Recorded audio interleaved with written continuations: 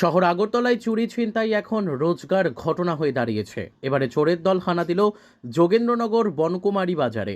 সোমবার রাতে দুঃসাহসিক চুরিকাণ্ড ঘটে বাজারের দুটি দোকানে। চোরের দল রাতের আধারে হানা দিয়ে দুটি দোকান থেকে প্রায় 4 লক্ষাধিক টাকার জিনিসপত্র নিয়ে যায়। চশমার দোকান এবং টাইলসের দোকানে চুরি হয়।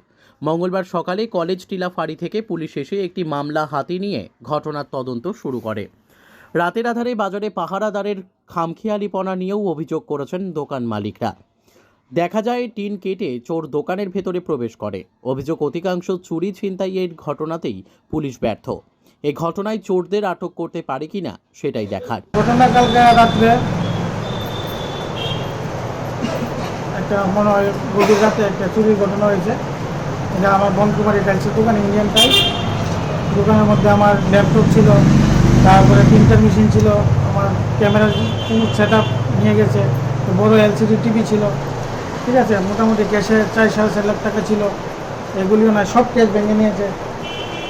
ওই পিছিয়ে টিন কেটে আরও ক্ষয়ক্ষতি হয়েছে, কিন্তু পুরো বিষয়টা কোনো দেখা হয়নি। কত টাকা চুরি হয়েছে? অ্যাপ্রক্স মোটামুটি 4,40,50,000 টাকা করে।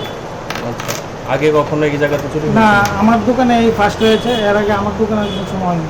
পুলিশকে ইনফর্ম করা হয়েছিল? পুলিশকে ইনকাম করা হয়েছে, কিন্তু পুলিশ আসতে অনেক দেরি হয়েছে। পুলিশ ঠিক সময় মতো আসা হয়নি।